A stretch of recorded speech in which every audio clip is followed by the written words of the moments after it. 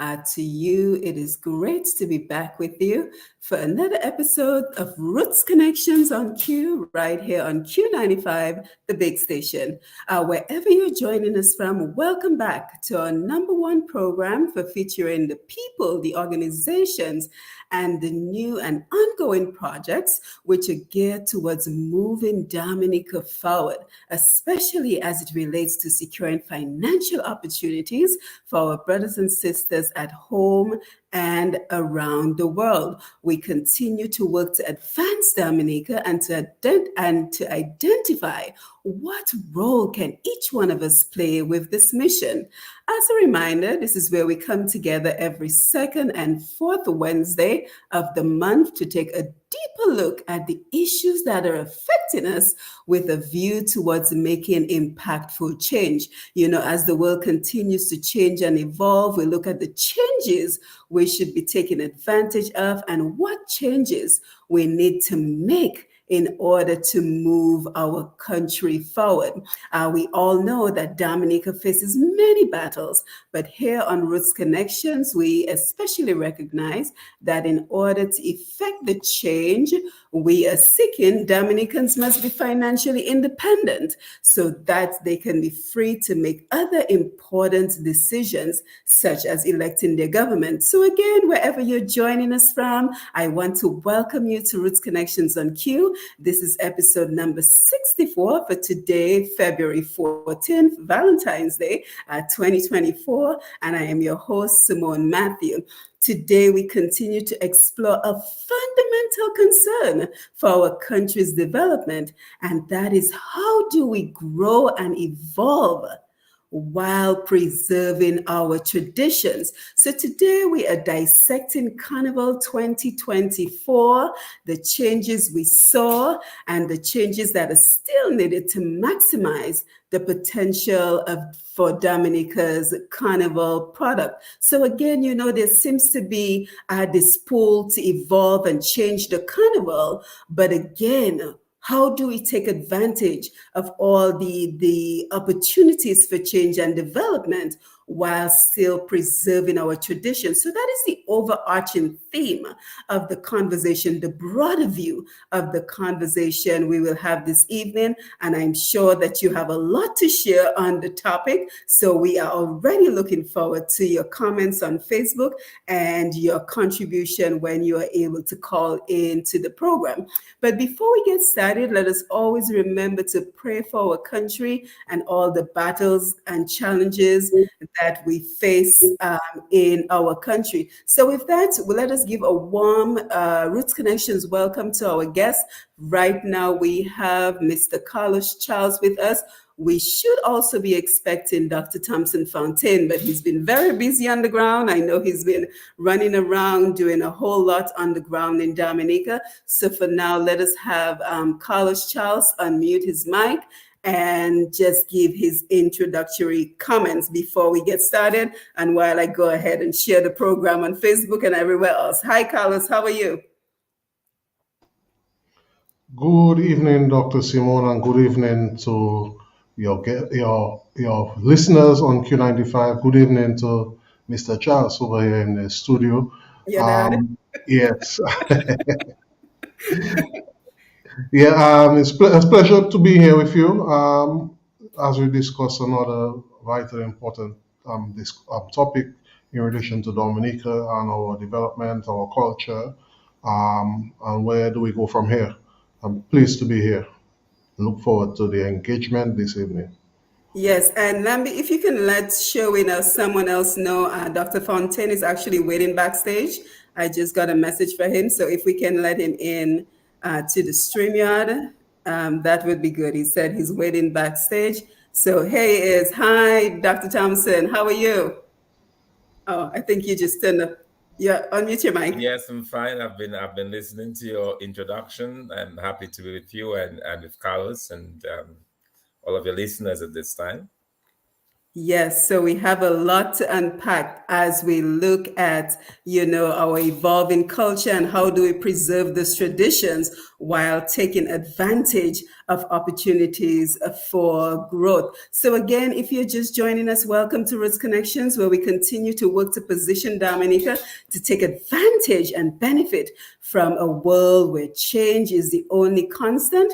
As always, we are grateful to you, our audience, whether you're in the kitchen, you're driving home from work, you're getting the kids ready for school tomorrow, whatever you're doing, we are grateful that you are joining us this evening. We look forward to your contributions later in the program. We are live on Facebook on Q95 FM radio, and I'm just about to share it. It's also live on Push Past 10, actually. So Q95 FM radio and Push Past 10 on Facebook, and of course Q95 FM radio on YouTube if you are not on Facebook.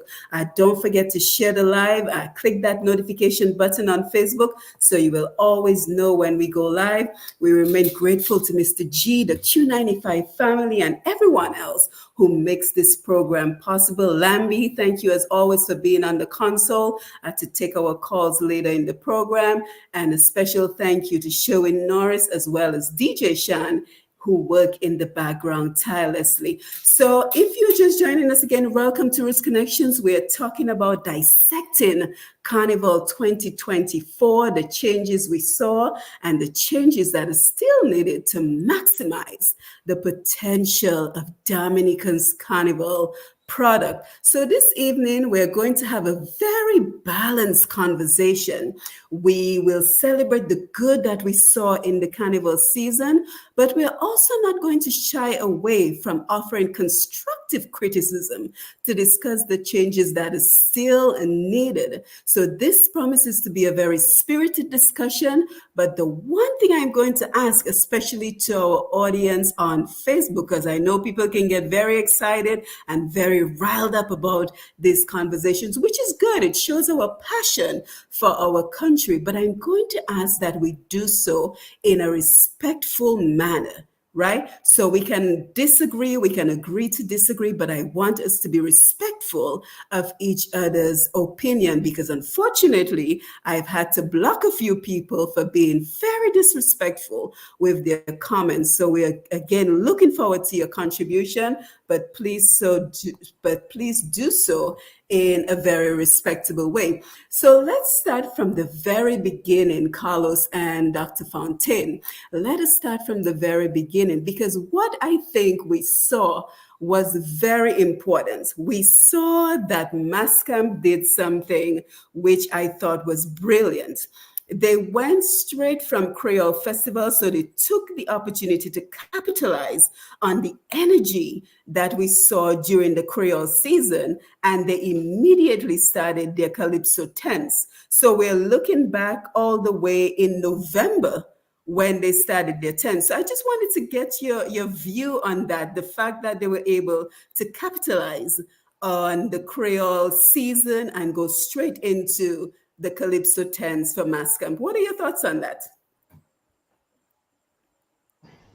Well, Dr. Simon, I'm encouraged by this. As a matter of fact, in my career, professional career, I've had the pleasure of working with different Calypsonians, especially the bands. And one of the things I've been telling them over the years, you have independence, you have in the US you have Labor Day, and you have the Thanksgiving, you have the other carnivals that they take part in over as time passes. What they need to do is to produce more content a little earlier and not wait for the weekend before the opening of Carnival, which was previously the norm. And not only Mascam have taken that on as for Calypso, but the bands themselves. If you look at, for example, Signal Band, if you look at Triple K, if you look at Asa Banton and the other musicians, they are producing content year round. And Mm-hmm. as soon as independence is over, you get fresh music. Right now, you don't even know.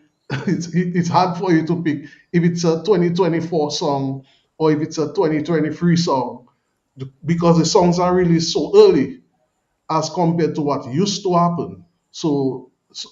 I'm very encouraged by that. If you look at on the other island, Trinidad, the soca, all soca artists start releasing music from summer. Mm-hmm. So they help to build the anticipation for their carnival, which comes up early when the year breaks. Mm-hmm. Yeah, and before I come to you, Dr. Fountain, let me just say a very special thank you to the both of you guys because I made a quick program switch yesterday and I was still able to get the both of you to say yes to being on the program this evening. So I just think it speaks of your passion and commitment to Dominica. And I do apologize for the late notice. I'm usually like weeks in advance creating these programs. But again, I just wanted to thank you for jumping on board when I made the program switch. Yes, over to you, Dr. Fontaine. Yes, thanks, Simone. Dr. Simone. Oh, Thank Lord, you very Simone. much. And let me say good night again to your listeners. Yeah, in terms of the early start, I think that's a good thing because one of the challenges you have obviously is when you have carnival so close or so early in February. I mean, within the basically first week of February. That's always a challenge with Christmas in between there. It's always a difficult thing. But I think in that case, certainly more is definitely preferred to less. And the more exposure the Calypsonians have, the more the public gets into the songs, is the better for the art form. And I think Mm-hmm. it's a good idea for the tents to start looking at that, right after the Creole Festival, build on that momentum from the Creole Festival and take it all the way through. So that when we have our carnival like later in February or in early March, it gives it even more time, because one of the things that you'll find already even today, you could not hear much calypsos even be played on the radio. Already we've forgotten about it. So I think the idea of having those calypsos come out early, say October, late October, early November is the ideal, so that you have all of November, some of December, then you have a break for Christmas, and you come back right after Christmas Mm-hmm. into that would be more than enough time to get as much exposure as possible for the artists and get that familiarity of the artists with the general public in terms of the songs that they intend to sing throughout the Mm-hmm. season.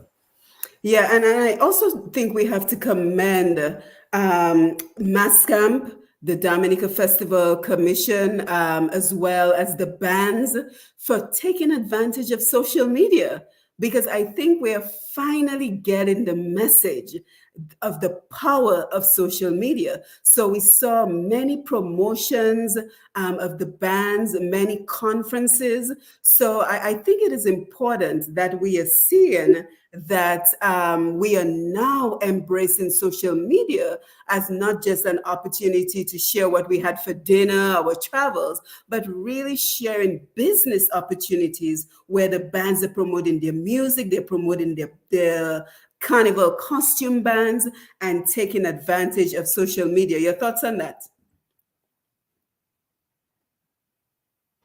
Yes, with the tools that are available to the bands, and not just the bands, but the various camps, the costume builders, and so on. It gives them more avenues to get their information out there, Mm-hmm. and if it's done right, it will help the entire product. Because Mm-hmm. you use tags. If somebody searches Dominica, your stuff will come on as well as other stuff related to Dominica. When people are searching for Dominica, you use Carnival. Somebody searching for Carnival in Dominica, your stuff will come up as well as their stuff. The advantage to that is persons who are overseas need time to prepare to come to a place that they plan to travel from. especially if you're coming from the US and so on. You want to buy your tickets early. So if you begin the hype from an early period, persons are there for independence and the bands are already releasing.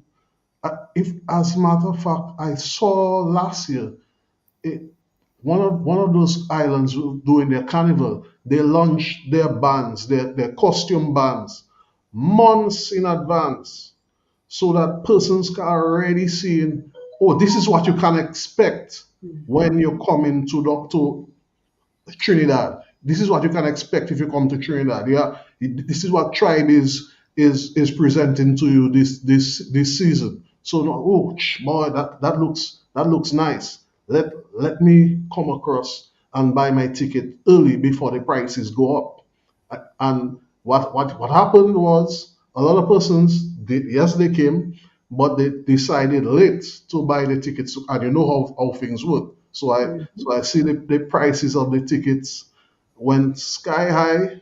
Of course, you waited too late, and you also have to take into consideration persons who work. They have to get their time off, and so on and so forth. This is also why we need to look at, for example, in the Creole Festival, look at promoting those things a lot earlier. Yeah, and before I come to you, Dr. Fontaine, also what we saw is that it generates excitement for the events because I know even from I was in Dominica for Creole Festival 2023, and just the images that you saw from Creole Festival, people were booking their tickets for Carnival in October because they saw all the fun and excitement they were missing. So they were like, I'm not going to miss the next grand event in Dominica. So Dr. Fontaine, the power of social media, because I see you embracing social media too. I see you posting some great content. Yes, yes, definitely. Social media has all the potential to make or break events those days, and it's a great way to hype up the whole thing. As you said, Mascam did a great job this year of even using social media to stream the tents using their green background. That was done very Mhm. effectively. Yep. But I would like to see a lot more promotion being done for the product itself, for the carnival product. I Mhm. firmly believe that the product that we have, that we call carnival, can be a great selling point for Dominica. It can be a great revenue earner. It is already making some revenues, but it can make triple, 10 times what it is making now. If it is properly managed, it is properly packaged, and it is properly promoted. And social media is definitely the way to do that.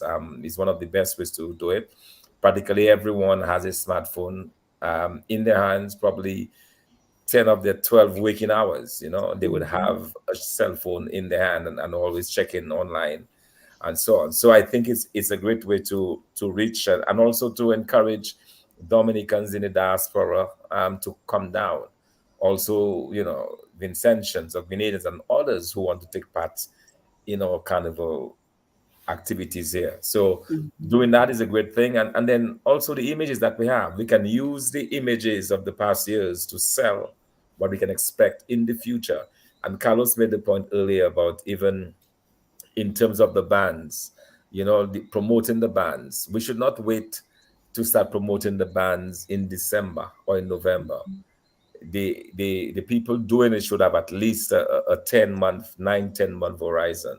So we're talking about by the end of March, April, you should already begin to see what is on offer so that people can plan around it. They know what the cost is so that they can budget for it. People who want to come to Dominica and be a part of the bands, that they know what it is involved, what the cost is, and how they can access it. I had people asking me last minute, how can they get a costume? And I didn't even know. I didn't know how to direct them. I did not have the information. But all of that information should be there, should be available to the public, and using social media is a great way to do it. The Carnival Association or the Calypso Association Facebook page, and they should go into the Instagram, into TikTok. They have to invest some resources into the social media to make it bigger and better. Yeah, excellent point. Now, the other thing I saw was in addition to the grand opening of Carnival, which is held in the city of Roseau, we had a number of opening of carnivals all over the country. And I just wanted to know, what is your opinion on that? Was that a good thing? Was it beneficial for the communities? Or, was the resources spread too thin? So what are your views? Should there be just one centralized opening of Carnival City, or should we have so many other opening of Carnival cities all over the country? But let me just correct you there. Hmm. They did not call it an opening for all the other carnivals, Hmm. the outskirts. So they called it village carnival, or in Portsmouth case, town carnival. So yes, it was an opening as what we know it traditionally, but they moved away from calling it that this year. I noticed that. Hmm. Um, I would say that it would bring revenue, direct revenue to the persons from the area. So because they would be naturally be able, the shops and the bars would naturally be able to gain sales that they would not have normally gotten at a particular time. So it was good for them. Um, in Hmm. terms of in terms of getting the revenue itself from the carnival committee, I'm not sure how they do it, how they allocate resources for that, but a lot of these people try and do their stuff. Yes, DFC helps them, but as I think a lot of these people are self-sufficient as well. Hmm.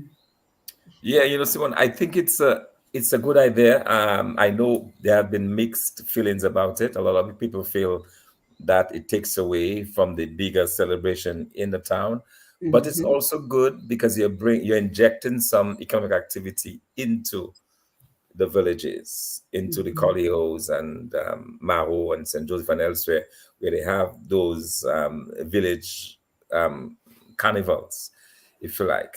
So personally, I think it's a good thing. It's a good thing to encourage it. I noticed that increasingly, people in some of those villages are having their own carnivals now. So on Carnival Day, you have a very decentralized product. So you have serious carnival in Coliho, in Mao, in Dublin, and other areas around the country. I remember as a child growing up, we used to have some serious carnival in my village, and that's where I was initiated into carnival.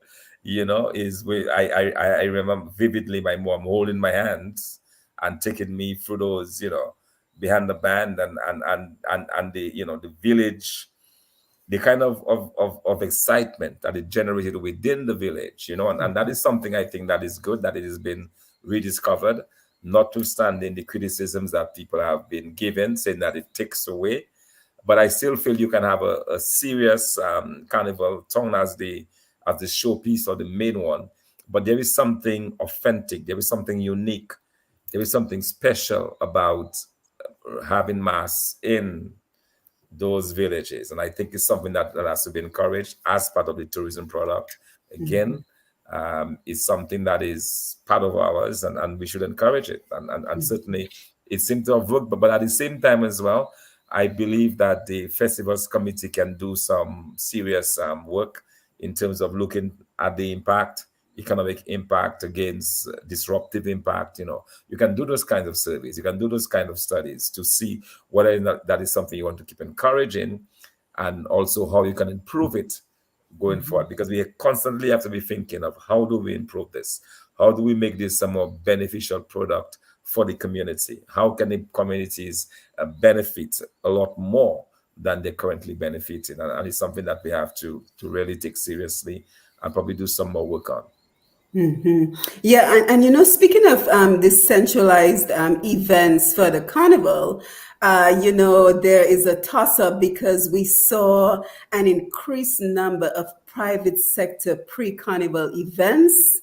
But what we also saw is that many of those events clashed with our traditional events. So, a time like before where Calypso show would be the the Calypso finals would be the only show held on Saturday nights. Now we have competing events. So it's kind of a toss up because, again, talking about evolving and growing and benefits of doing so, but yet preserving tradition. So, how do we balance that? How do we navigate that where we do want to see an increase in those private sector pre carnival events, but we also don't want to see it take away from the traditional Calypso show, grand finals, the Queen show, and the other seminal events for the carnival.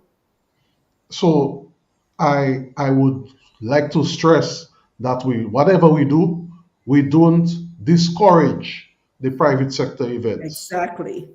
And to get it started, everybody needs to sit around the tables, including the DFCs, including the Danger Danes, including the Rotaries, because they're all doing good events.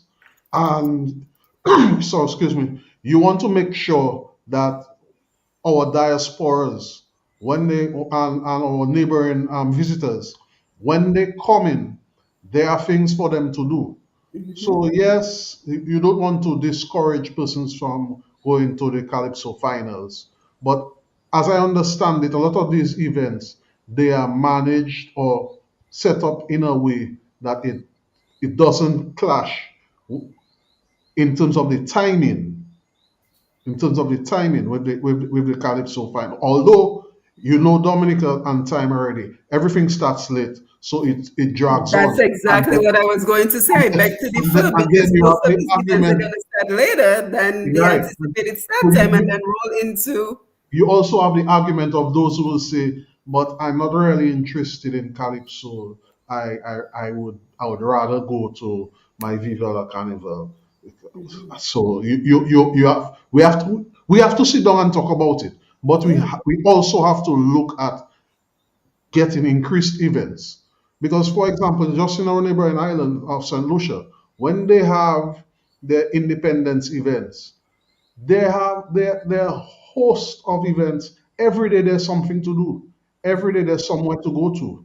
And not only a major event, but there are also fringe events as well. And if you look at when they do their jazz, it's also similarly managed.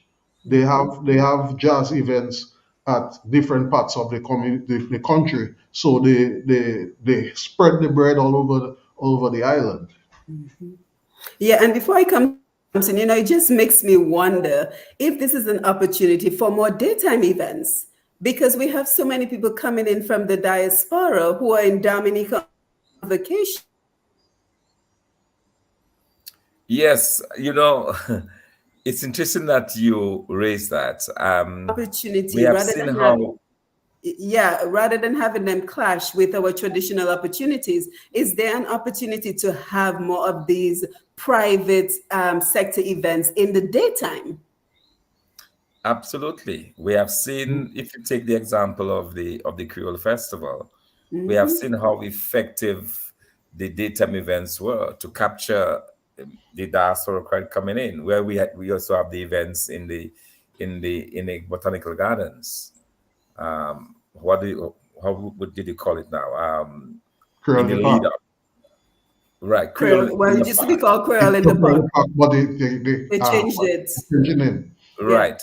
But what this did is that it allowed you to have these daytime events where you could schedule these private bands, you could schedule these other activities, but left the critical nights of the festival free with only that event happening. I honestly do not believe that we should have anything competing with Calypso. There was a big show at the Newton Savannah, the Yep. same night of the Calypso show. All right, to me, that should not be the Calypso show, and to some extent as well the beauty pageant.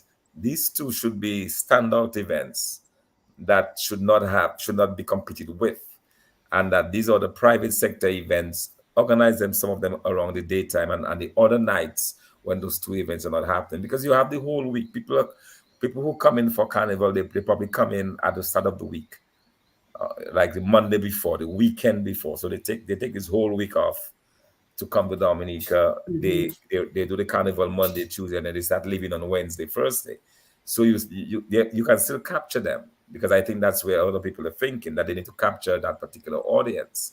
It can still be done without directly impacting or directly confronting the Calypso event and the beauty pageant, that are the two signature events of Carnival.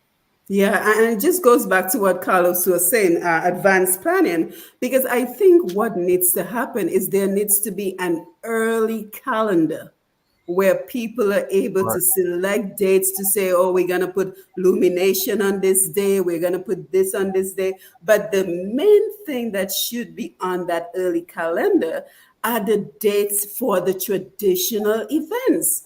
So the first thing that needs to be on that calendar is the date for Calypso finals, the date for Queen Show, the date for maybe Kiddies Carnival, Teenage Pageant, the traditional events. Those are the dates that should be first placed on that calendar, and then give the private sector the opportunity to select dates around that date. Or if you want to still have it the same day as Calypso Final, you should probably think of doing it as a daytime event. I mean, we had events starting at 3 in the morning and ending at 10 a.m. So for Creole Festival. So why not do the same for Carnival? I think this year um, there was an event I was organized in Portsmouth. I think it's called Stranded. Mm-hmm. It was a beach bikini competition, and well, it's a fit. And the objective of that event was supposed to be a daytime event. It started at I think 12 and went on to the evening, finished early enough so that persons could go on to Calypso.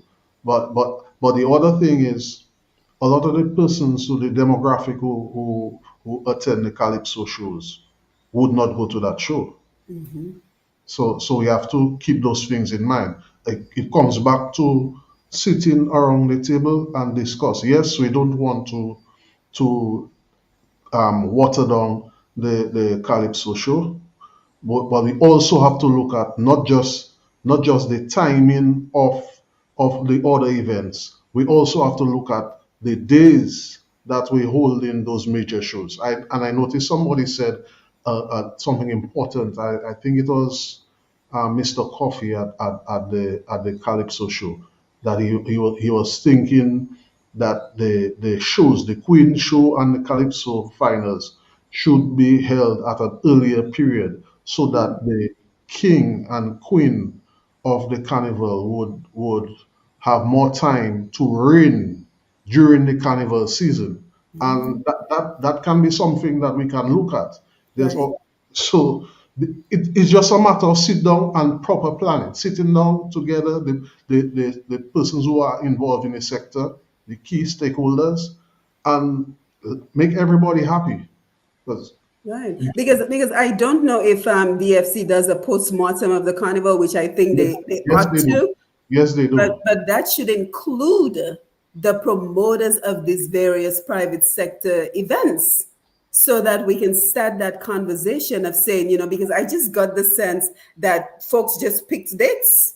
They knew when most people would be on the island Right. closer to, the finals and the 2 days of jump up, and they just picked dates, and there was no consultation with DFC. There was no consultation. People were just randomly picking the dates that best suited them. So I think it's an opportunity to, again, like Carlos was saying, come around the round table and start thinking ahead to next year, because places like Trinidad, from the time Carnival is over, I mean, today's Ash Wednesday, they're probably planning for 2025 already.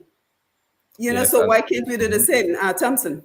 Yeah, and that's the way it should be. And in terms of the planning as well, the other thing that I think should be, we should give some more thought to, is in addition to these village carnivals that we talked about, we're talking about having calypso competitions in the various villages. We have a very successful calypso king competition in Grand Fond. I Mm-hmm. remember years gone by, we used to have one. They used to have one in La Plaine for the southeast. I believe you can have these as part of the calendar as well, where your calypso competition which, by the way, is not just a calypso competition. It is comedy hour. It is, community social event. It's a great coming together of the community to hear their local calypsonians, and quite frankly, it's a great night of fun and entertainment, and it's something that I believe that can be encouraged throughout the villages. And what I would like to see is that the persons who emerge as monarchs in these competitions, they could somehow be a part of the national competition, either in the semi-final stage or even earlier, so that they become part of this, and that so you'd have to work it out around how the timing of those competitions. But I think it's something that certainly needs to be encouraged a lot more in terms of again having that activity within the villages, infusing some economic activity around this, and that is one way of doing it as well. Yeah, yeah, and you're absolutely correct in terms of the village involvement because I hear the mighty onion is dominating Grand Forks. How many times has he won? 8, 9 times. He's the king dice of Grand Forks. We have been given some serious competition to the mighty Right. So dice. why is he not in Eight the time main? eight time Why is Calypso he King on the is main loyal. stage? Yeah, He needs to absolutely. join the main stage because we need the new energy. Yes, indeed. And he should probably, come to the nationals, make himself known, you know. Right. But interestingly enough, years ago, Portsmouth used to have a calypso competition, and the Yep. mighty Miko Miko. won countless times Yep. in Portsmouth. But for some reason, he could never make that transition to the national competition. But at least he would try it, And I think the same way, these others like Mighty Onion and others like him, who've won in the villages, could be a part of the national competition. And what that would do, in fact, is that it would have a new crop of spectators, persons from within the Yeah. villages, who would now Yep. want to go and support their Mhm. own king in a national competition. And that's where the issue of pricing comes in. I've been very vocal this past 3 days about the cost of the tickets for the Calypso finals. I really believe $100 is too much. It's too high, for a competition where you can probably lower the price and encourage a lot more participation. I know people struggle to do the $100. If you're paying for two people, that's $200.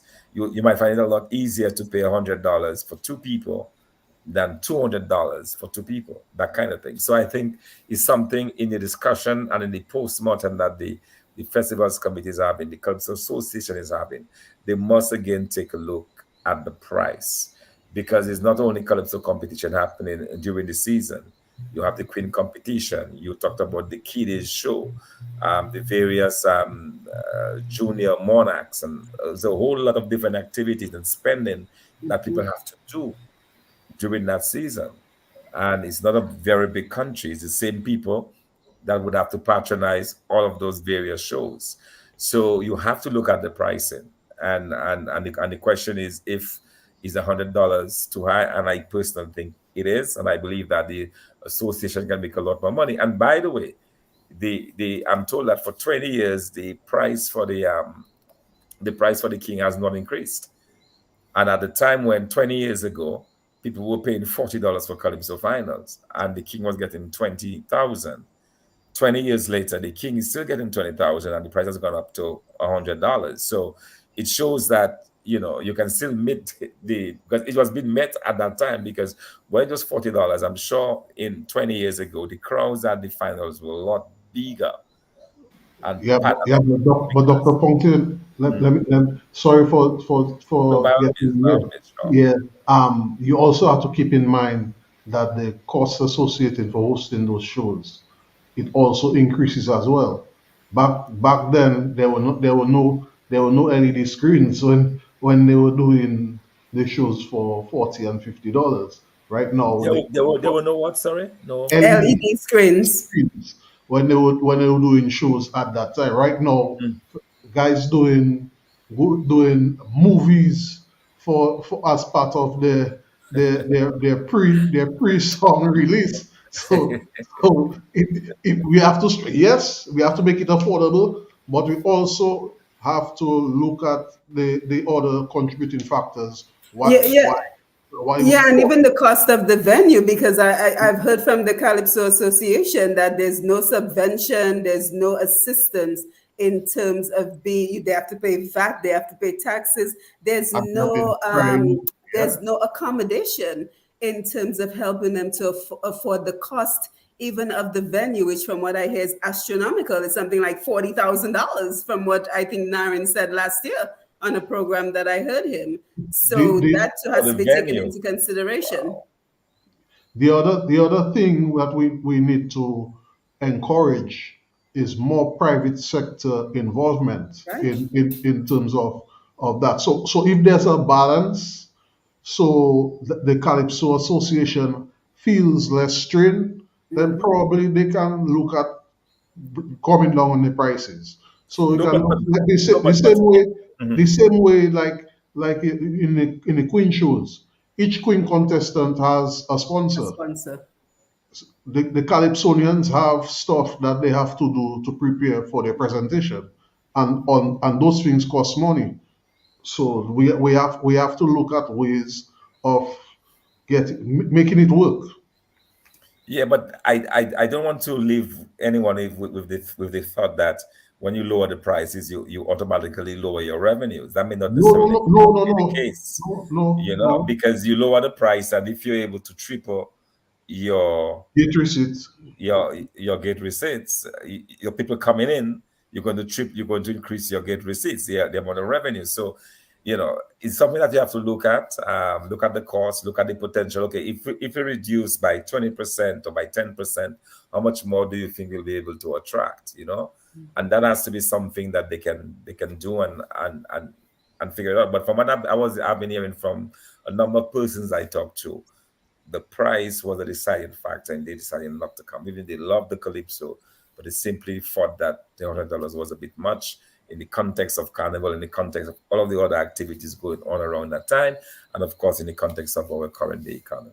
Hmm. And I want to stay on the topic of Calypso because you know Calypso is a huge part of our carnival celebration. But we're already getting a lot of great comments on Facebook, so keep the comments coming. I see Thaddeus Black Pepper James is with us, and he's talking about the cost of the stadium, the sound, the lights, and Yep. he's suggesting that what we need is a carnival village permanently erected. So we can already see lots of great thoughts coming in on the Facebook Live. So, guys, thank you for being here and keep the comments coming. We will open the phone lines in about 15 minutes. So, get ready with your thoughts when you call in as well. But speaking of Calypso, let us stay on Calypso for just a little bit. So, let us first talk about the good, some of the good that came from the Calypso competition, the grand finals. And immediately what comes to mind, the crowd, and Thompson, you were there, the crowd was very large from what I could see online. So like most people, I watched the online live stream, but of course I was listening to Q95 for the commentary. So I Good think choice. that's Good what choice. most people do. Most people watch the live stream and listen to Q95 for the commentary. And Thompson and everybody else, Mr. G, Dr. Irwin, Dr. Irvin, Ian Jackson, everybody who participated, great job Bosso. on the Bosso, great job on the commentary for the Calypso finals. So the good, the crowd was great. We saw a historic making Calypso Finals night where we had three women, Tasha P, Joy, and Shanice, make it into the finals, and two of them, Shanice and Joy, make it into the top four. And we also saw Dice win his 10th Calypso Monarch crown. So there was lots of good. So let us get your observations of what was good for Calypso Finals, and then we will talk about the room for improvement because there's always room for improvement. Yes, yes. All right, I could start on that. Certainly, you know, the good things on them you already mentioned. It was history in the making in so many aspects. I personally was very happy to see the women come to the fore. And I believe if you have women taking on the calypso like that, very seriously like that, that guarantees its longevity because the women infuse a special passion, and they themselves also attract a new breed or increased Mm-hmm. viewership as well. More people want come to hear them, and so that was really a good thing that happened. The crowd was a very large one as well. In terms of even the timing, it was relative. They were relatively good on the start of the show. One concern, of course, is that as you increase the numbers, the physical space, some people thought that the physical space allowed was too restricted, that it could have Mm-hmm. been a bit wider. But again, probably the expectations were not so much for a large crowd. So it was kind of compressed within a relatively small area.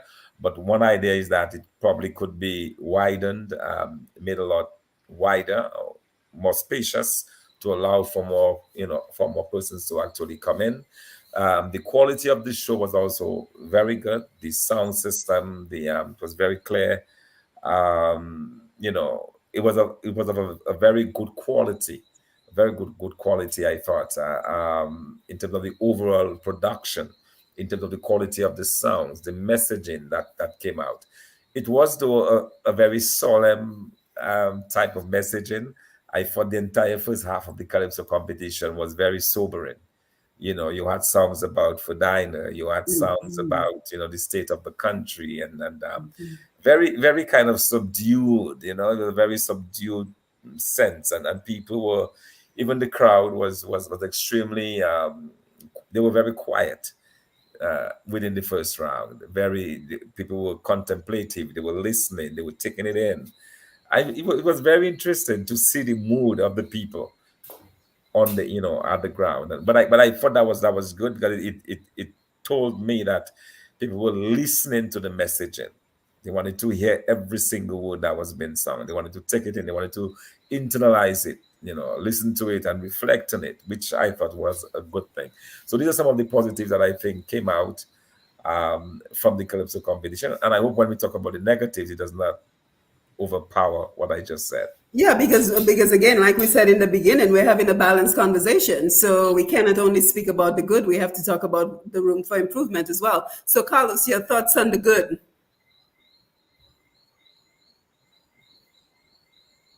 All Oh, right, so Carlos yes, is having an issue, and I'm sure he'll yes, he will he will join us, yes. You'll shortly. join us. So let's talk Yeah, about but room for improvement, but the fact that you were able to get, out of the three women, that two of them made it to the top four, I mean, that is right? phenomenal.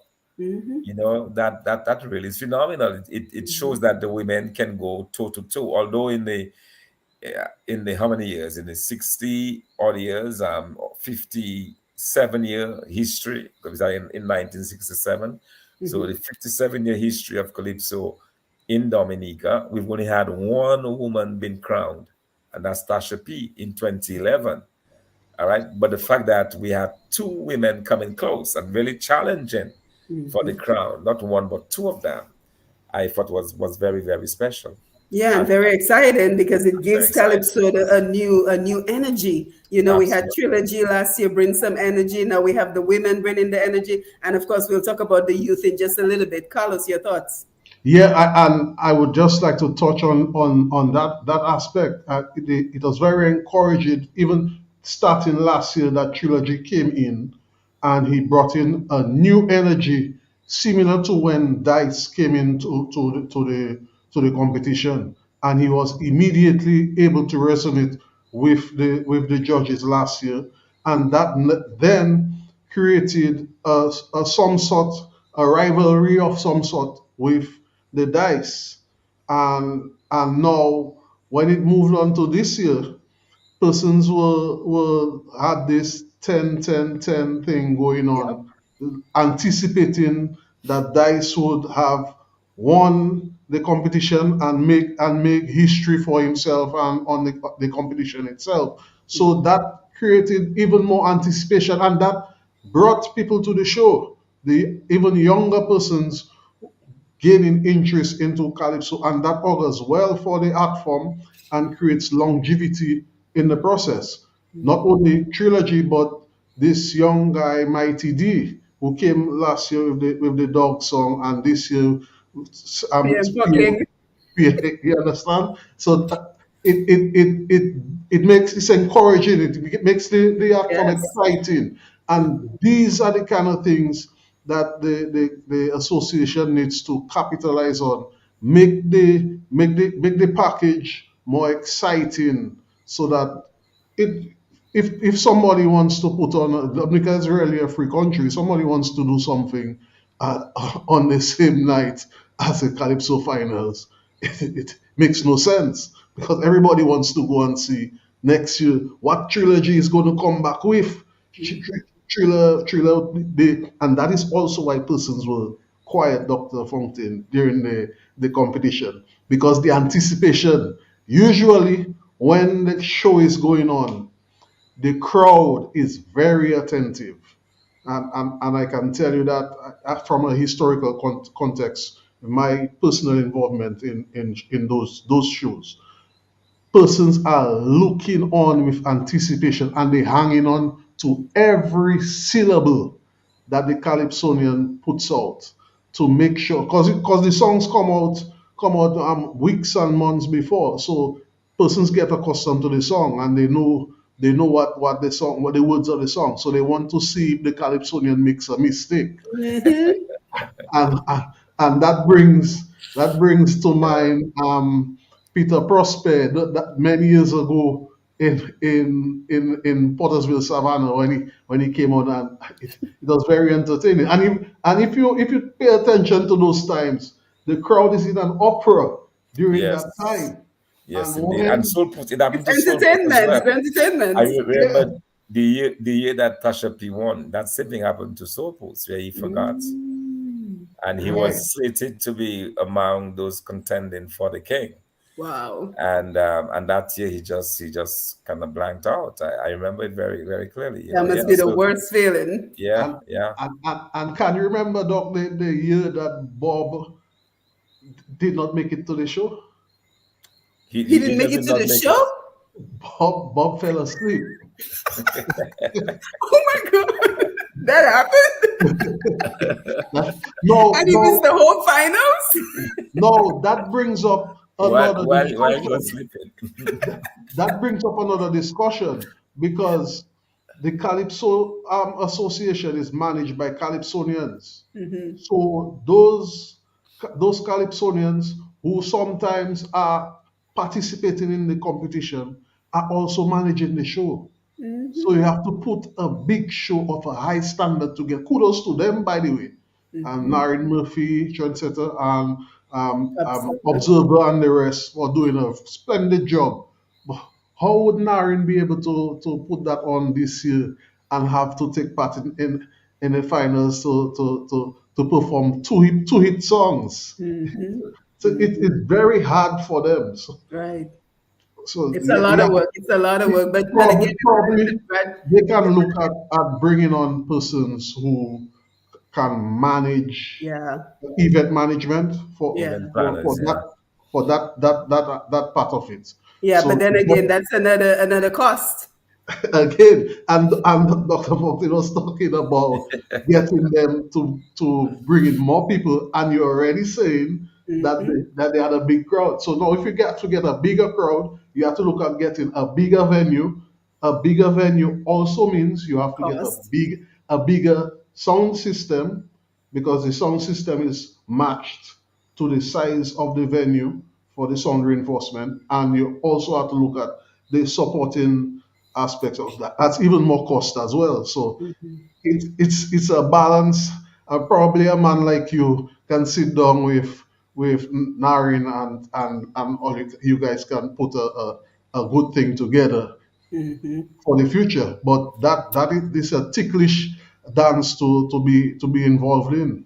Yes, Yeah. but it's one, but it's a dance that should be had though. Yeah. Absolutely. Yeah, and as we start to look at the rooms for improvement, one of the things I'm always concerned with is the length of the show.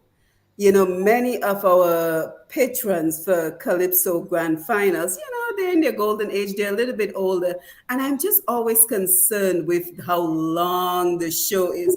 I'm in the comfort of my home, and I went to bed at 3 o'clock, which is 4 o'clock Dominica time. the night of the grand finals. And I'm just wondering if there's some leeway to shave some time off. And some of the observations that I made during the Calypso grand finals is, for example, there was an intermission, right? So there was an intermission where only a DJ was playing. And then after the intermission, we had the guest performers. And I'm thinking to myself, well, shouldn't we have just put the guest performers during the intermission and shave some time off from the length of the show? So I just wanted your thoughts as we start talking about room for improvement. So the length of the show and anything else you want to share about room for Oh, improvement. wow. That's a great place to start. The length of the show. I mean, let's think about it. Ten artists singing an average of 6 minutes. It's an average of Mm-hmm. 6 minutes. That is 60 minutes. That's 1 hour. Mm-hmm. Really, 1 hour for one Mm-hmm. round. And if you put, the breaks in between, another 20 minutes, 10, another 2 minute break between the artists, 2, 3 minutes break, you can do an hour and a half. So let's say 3 hours maximum of Mm-hmm. singing. If you restrict the intermission to just two or three guest artists singing, so as soon as the performers stop, you do two or three, because remember, the person who sang first is the person coming back first in the second round. So they Mm-hmm. have a lot of time to prepare backstage to come back on. Okay, so the intermission can be there's no reason to have this really long. Well, there is a reason. People want to go get something to eat, but it can be done in such a way that people can get food and get drinks, throughout. So I think the intermission portion can be managed. um, they have done a relatively good job between the sounds, because even I was trying sometimes to even quickly get out between sounds. I could not do it because the sounds were coming quick. So that means that part of it is well done. What Mm-hmm. takes up the time is the intermission, and also towards the end, the results. Now, I was doing the competitions. I actually had a score sheet where I was scoring each of the and I at the end of each round I put my score in, I tally it. So by the time the last word was sung by the last singer, I knew who was going to win. I knew who I had judged to be the winner. So there is no reason why the judges need to take a whole hour to come back with the results. You know, the judges should lock in their score sheet after each round. That is locked in, that's given to the head judge or to the head person aggregating those scores. And at the end of it, you kick out the high score, the low score, you take the average of those scores, and you can get a score at the end, so that it just takes a few minutes of people to consult, and then you have the result. So we can do better there. And I agree with you. When a show starts at 8:30, it should be done, 4.5 hours max. Right. That should take you, to about midnight, thereabouts. Not 2, 3 in the morning. It's a bit of a strain on some people, as you say, Mm-hmm. especially some of the older ones. Some of them had to leave, but probably that was the first time I thought, most of the people stayed Mm-hmm. to hear the results of this one, because again of the expectation of history. But Anticipation. typically, people don't wait around for the results Mm-hmm. because they're tired. They've been standing all night, and they're trying to get home. So something can be done, around that, in terms of improving that aspect of it. And Probably not they to can look mention, at not to doing mention the torrential rains that was falling that night. Probably they can look at doing the judging digitally if they're not doing it right now. It's simple. It's simple to put a program together. Each judge has a computer in A front of computer, him or a tablet in front of him or her. Put your scores. After that, absolutely. Calypsonians finish. Next, next, next, next. That's At the it. end of the show, that you don't have to even bring a paper to the host. Hmm. A tablet could simply be handed. You have a telecommunications major sponsor on every Mm-hmm. year.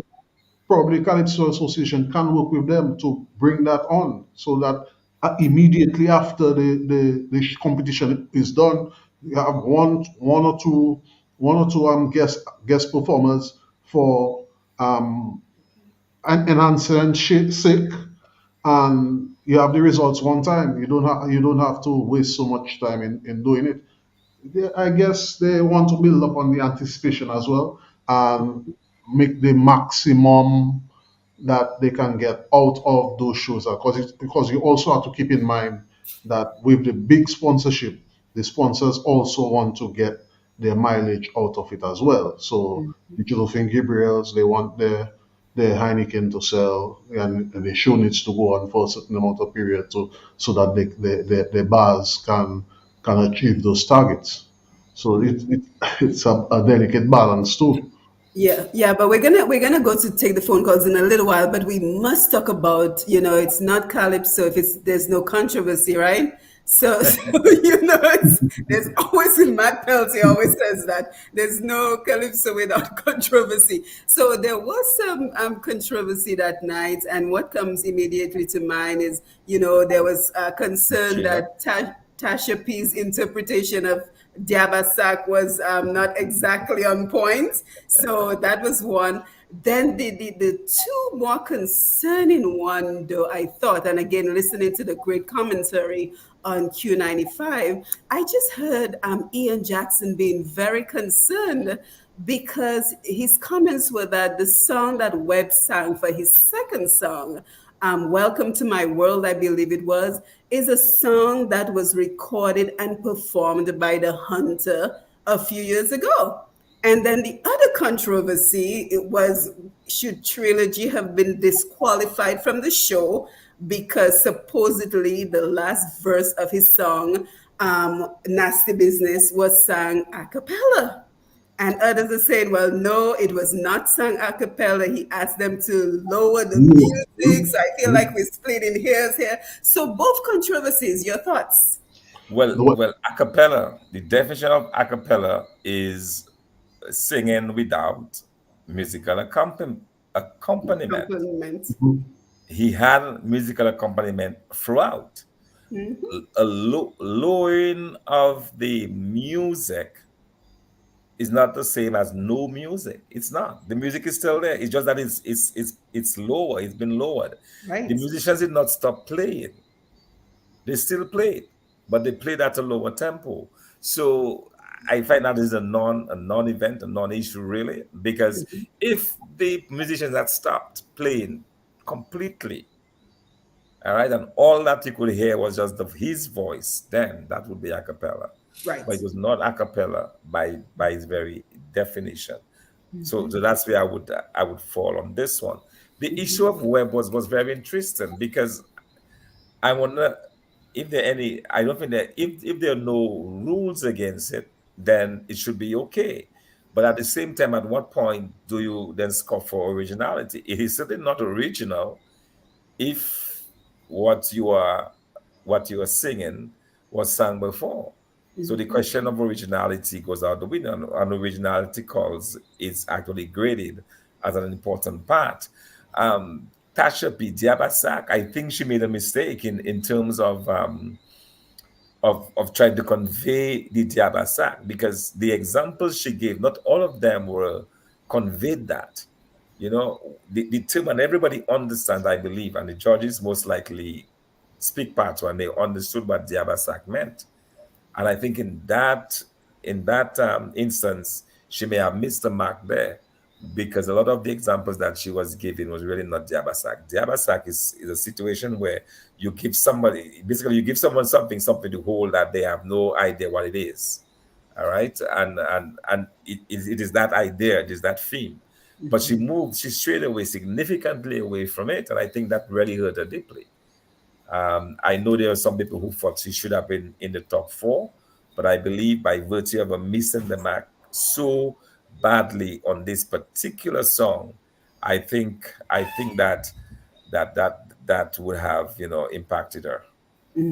Yeah, and before I come to you, thank you, Thompson. Before I come to you, Carlos, my big contention with the web singing the song that was previously recorded is what is the implications for Calypso? And once I posted that on Facebook, I have to tell you, I have the greatest Facebook followers and fans because they immediately got on the post and said, well, it's not illegal. it is not against the rule of the Calypso competition to sing a song that was previously recorded. But in theory, I have to wonder, what is the implications? Because we have so many of our Calypsonians working so tirelessly to create original songs, whereas we have other Calypsonians that can simply just pick another song. And, like I think it was Ian Jackson as well who said it, can I just take a song from Trinidad and decide I'm going to sing one of Sparrow's songs because it was never performed in a competition? It's a Calypso. And I'm going to come and sing it in Dominic for the Calypso Grand Finals.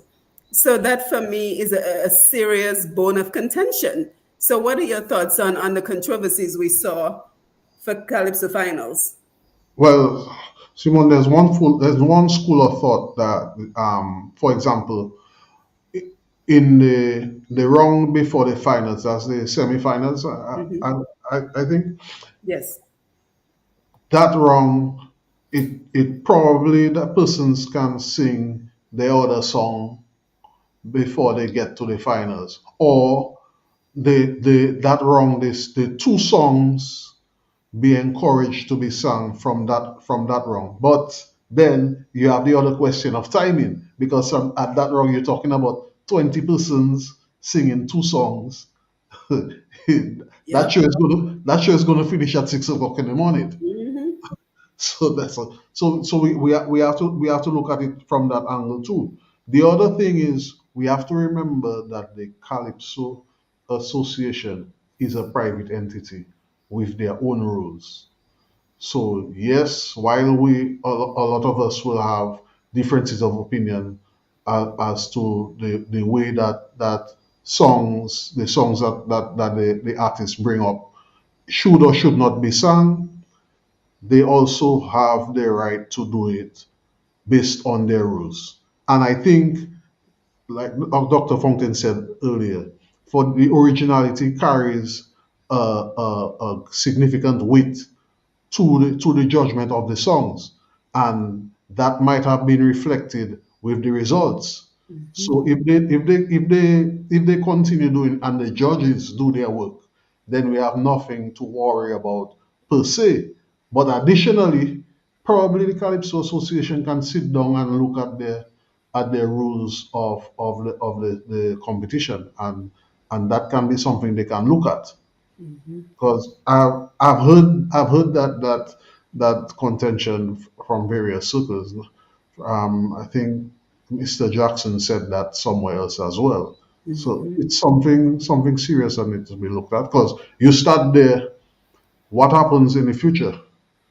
Because remember, you're talking about even younger persons coming into the competition. What is preventing them from borrowing a line from Dice's Animal Farm and singing it in a different way?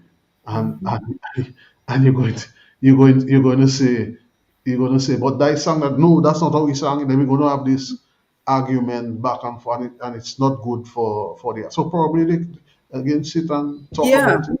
Yeah, I think it's a rule that needs to be looked at, because to me it opens up a whole can of worms. Already we have competition from AI, where in a little while people are just going to plug in topics and have AI write the song for them, right? So now we have competition from AI, and now we have, to me it's opened up a can of worms, because I didn't realize that that was even possible. So now that other Calypsonians know about it, what is to stop them from doing the same? But guys, we must take a break, take a sip of water. Again, thank you for being here, as we go over and take the phone calls. But let me just remind our audience that you're listening to Roots Connections on Q, and we are joined by international economist Dr. Thompson Fontaine and business owner Mr. Carlos Charles, and we are dissecting Carnival 2024, the changes we saw and the changes that are still needed to maximize the potential of Dominica's Carnival product. And we are taking it from the angle of a broad perspective with regards to, embracing the evolution of culture, the evolution of music, and benefiting from the changes, but at the same time, the need to preserve our traditions. So we have a lot more to talk about. We want to talk about the youth involvement. We want to talk about the street parades. So we have a lot more to talk about. So keep it locked to Q95. Lambi, over to you so we can welcome the callers in. You are listening or viewing Root Connection and Q. The numbers to get in here are as follow: 449-3095, 449-3096, 449-3097, 616-4257. These are all local numbers. The overseas number 305-432-9624. Let me run those numbers again: 449-3095, 449-3096, 449-3097, 616-4257, and 305-432-9624. And we're standing by for your calls. Yes, thank you, Lambi. So let's go over to Facebook and take some of the comments. David Langclaus, always great to have you on board. Carl Kofi James, nice to see you. Petra George Carbon, great to have you with us this evening. David Joseph, Tina Bell, Veronica Pascal, Dave Bertrand, good evening, welcome aboard. My mom, Medina Stenhouse, says good evening, dear Rose, and gentlemen watching and listening. Wallace Sentinel here is here. Collectively, we are doing what we need is better air traffic. Not sure what you mean by that, Wallace, but thank you for being here. Let's see who else we have. We also have another comment from Wallace. We also always want to compare to St. Lucia. When we really look at it, these islands are not better than us. Trust, they all have the same problems, which is endemic to the islands. Well, Wallace, we never indicated that any other island was better than us. We're simply doing a balanced dissection of the Carnival 2024. So there was no statements about other islands being better than us. Walcott Clunes, my brother Carlton introduced Carnival, Cambridge, Mass, USA. I guess this person has passed because he's saying rest in peace. Arthur Annette Philip, thank you for being here. Great to see you. Louisa Jean-Pierre, they did have a calendar, but things were being added all the time. Maybe some people would like to rest during the day after they've attended the night shows. And that's fine too, Louisa, but there's some people who come to party and they're not really interested in resting during the daytime, which is what we saw during the Creole season. But thank you so much for your comment. Let's take from somebody else. Dave Bertrand, I can also remember that we had our local Calypso competition in Grand Bay. Yes, very true. Thank you for that. Let's see who else we had. We took some comments from Tad earlier on, and let's keep looking. So Tad always says they get complacent with entertainment revenue to upkeep the stadium. So as a result, there is not a push for sport to do its duties of maintaining and upkeeping the stadium. Alista Irish says in Trinidad, Marshall got 500,000 TT, equivalent to 200,000 EC, and got a brand new loaded plastic on seat vehicle at 360,000 TT, or about 90,000 EC. We need to raise the bar. Let's pause there for a minute, because I think that is something we need to talk about, because that is yet something else I posted on Facebook. And the uproar was palpable, with people saying you cannot compare Dominica to Trinidad because the population of Trinidad is so much larger than Dominica. But Thompson, Carlos, is there room for improving the compensation package that goes towards the monarchy, the person who wins the Calypso Grand Finals? What are your thoughts on that? Simple answer, yes. And why I say yes is that we've not seen an increase over many, many, many years. So that speaks for itself. Certainly, and I agree with the caller, we cannot compare Trinidad in terms of the revenues that they generate in Trinidad, the revenues we generate in Dominica. But it has to be commensurate with the revenues that we generate locally. And the fact that we could afford to pay the king $20,000 3 years ago, we can afford to pay him double now, if only to keep up with inflation. Mm-hmm. Yep. Carlos, any thoughts? Yeah, I share that a similar view to that. And I would like to add though that the product itself should be additionally developed, especially with all of the recommendations that come from after the event, and look towards pushing more towards attracting the other sponsors to come on board so that that can happen. Because if we look at just raising the money for the king, yes, we want the king to get more money. Yes, we want the king to get a new car. Um, but how is he going to get it? So you have different companies selling vehicles in Dominica. Probably the Calypso Association can look to develop a partnership with Hmm. one or some of them, if, be it on a yearly basis or a rotating basis, moving forward, so that the package would be more attractive and get even more persons to come on board, and even raise the competitiveness of the product. Because somebody people hey, I'm winning $100,000 EC, and I'm getting a brand new pickup. Those songs gonna pick up steam. So that is Yeah, something that can be looked at. That is how to watch its back. mhm. And then Hmm. also, I think for the women compete for the women pageant, and one of them they used to get a car, if my memory serves me right, right? Yes, I Yes, believe so. yes, And they then they used to switched, they switched to giving them a scholarship. So they would scholarship. have had significantly higher prices in terms of value Hmm. being given to the beauty pageants. Hmm. That's a good point. Yeah, back to the comments. Author Annette Phillips says, yeah, the women were amazing, and it was great to see three women in the finals. Let's see somebody we haven't taken. Back to Thaddeus James. To offset cost, we need to be strategic with pre-ticket sale online and digital tickets 4 months prior to the date of the show, and special early bird prices that would induce significant capital pre-planning and quality control. Credit is king. Also, we can look at a ticket layaway plan of two payments. The price can stay. We need to reduce the impact of the cost in the minds of the public. Thank you so much, Tad Tinabel. The judges need some form of training in timely scoring. And then Tad says, no, each score sheet should be deposited in a database after every competition. So let's scroll down. Lauren Del Sol, Tasha did not belong in the top four. So Lauren's sharing her opinion on that.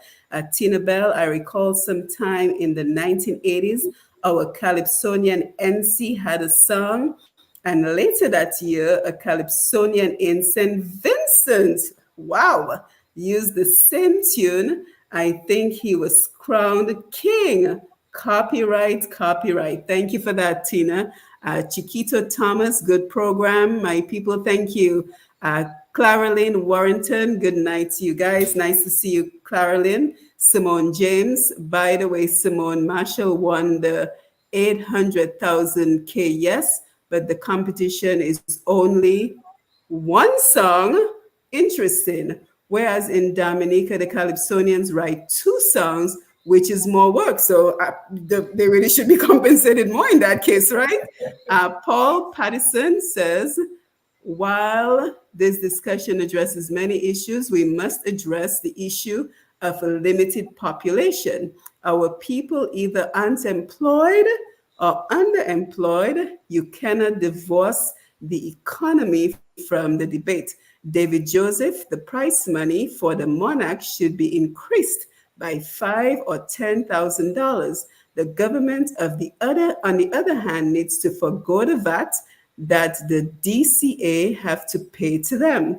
That would make it easier for an increase for the monarch. And you know, a lot of these comments are great comments. Thank you so much, guys, for your contribution to the program. But I wanted to go back to the point of the finals being one song, because is that something we've seen on the other islands? Is that the direction we should move towards in Dominica? That's an interesting one. I like the format. I like the format now with 10 artists and two sounds. So if you're gonna have one song, then you can potentially have 20 people in the finals. I don't know. Whittling it down to, because at the end of the day, the two sounds, it forces the creativity because you know that you have to come good on both songs if you hope to make a dent in the crowd. You have to, both songs have to be good. You cannot have a really good song and a not so good song. So in a way, it speaks to ensuring that you have that intensity, and also in terms of the styles of the sounds, in terms people are allowed now to really experiment, probably for an up tempo beat in the second round, something more slowed down, more reflective in the first round. So I like the two sound scenario and the way it's currently done. Um, if not, you can have, I mean, in one night we had 64 calypsonians sing, right? So you can say ostensibly you can have one big final, if it's one song, have 64 people and judge them, and there's have a king out of the 64. But I think the two round series to me is probably the way to go. Carlos? Yeah, I agree with that as well. I agree with that as well. It also gives the opportunity for the calypsonians to, one, maintain the contemporary calypsos, and two, bring in the more upbeat one, as Dr. Thompson was saying, which a lot of them is married to our Bouillon product. So it gets that chance to push that product as well, increase the creativity of our artists. So I wouldn't cut it down. While I agree with the comparison of the more work for the competitors as compared to the earned prize money at the end of it, because everybody who competes receives money, whether you place or you don't place. But the to compare it to Trinidad, you have to compare the economies of scale for one, and two, you also have you comparing the work. It needs to be a balance, so to speak. Let the Calypso Association do their work and allow the private sector to come on board, and not just the private sector, the government come on board and assist the DCA to increase the value of the product. And Simon, also in terms Yes. of the controversies as well, moving slightly away from the calypso. Another huge controversy that we had, well, more or less interesting talking points that we had, that was around the Juve activities and how Juve should be enacted. I just happened to have been close to Whitchurch at around 6 o'clock Juve morning, and then I was just about to purchase something, and I heard this step, the very loud, like knock step, like down, down, down. And I spun around and I saw this most unusual sight. About probably 8 or 10 persons dressed completely in black outfits, face mask, um, you know, face mask, and singing a very unusual song. I think it was some religious song that was being played on jukebox, and I took this video. So the video that you've seen all around is I took it because, and the streets were completely deserted.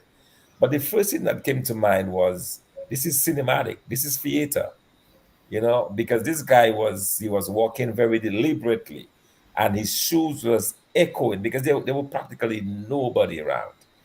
All right. And if you see the video, it is deserted.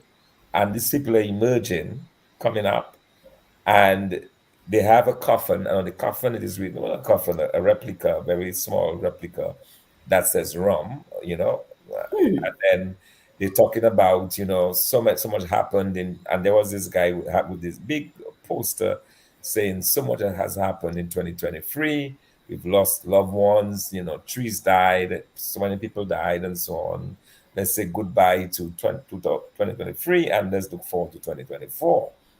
So I took that because it was, and then when I looked at the video, I was like, man, this is going to go viral. This is so good in terms of the theoretical content. Is unusual to see because usually in Juve, people are jumping, they're jovial.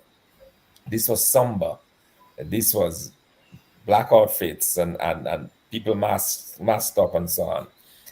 And immediately I posted it. People started complaining. Some said, why are you promoting this is evil?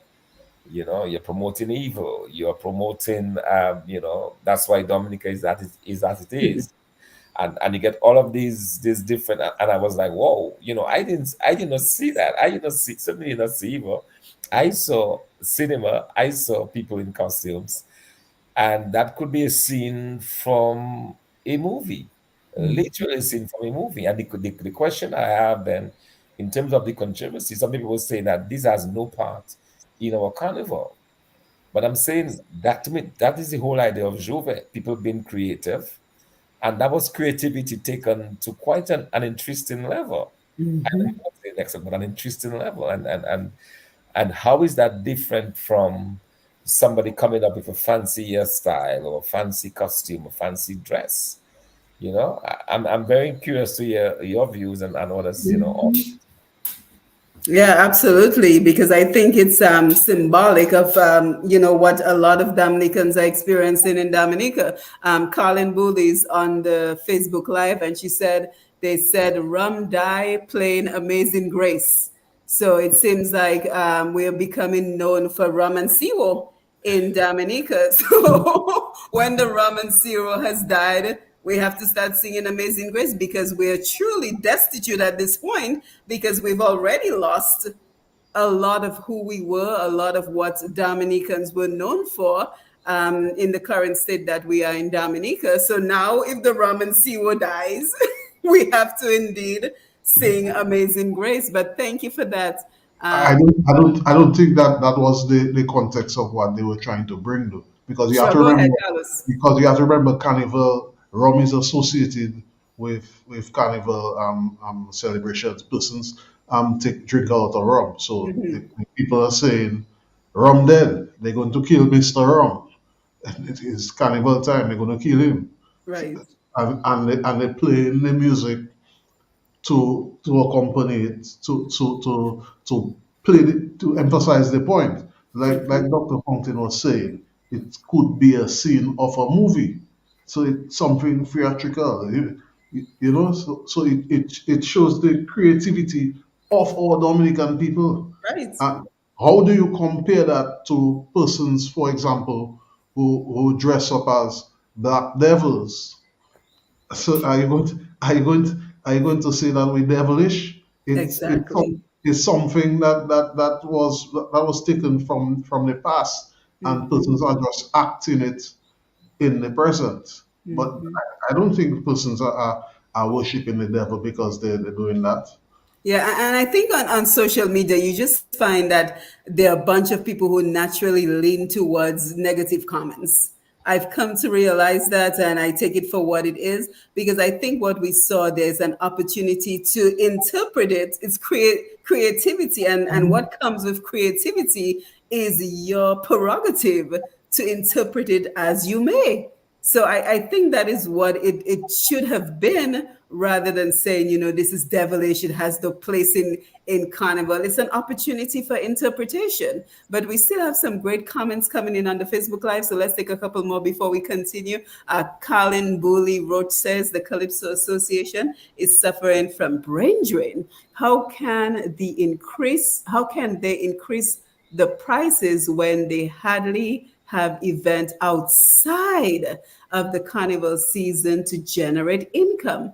When the Calypso Association starting to invest in official t-shirts, which have become popular now, having events during peak visited times like Independence, having events regionally and internationally.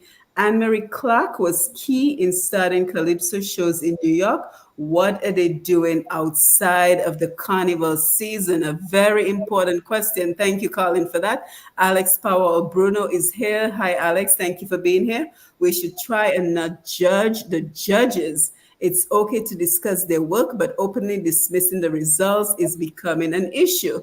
And let's scroll down just a little bit. There was something more from Alex, who says TNT has a total different Calypso setup. The DCA is in control of the Calypso products in Dominica, and the government runs Calypso in TNT. We simply cannot compare the two. So thank you for that. And finally, he says there must be consultations before a winner is declared. If we allowed for blind scoring of the monarchy, unscrupulous actors could easily manipulate the results. The committee to judge must recap their work before declaring a winner. So some really great comments coming in. But Yes. guys, you have, Well, yes, go I'm, ahead. I'm anxious to comment on this one, especially with Yes. regards to the judges, because the important thing to note is that you have, I believe 10 judges.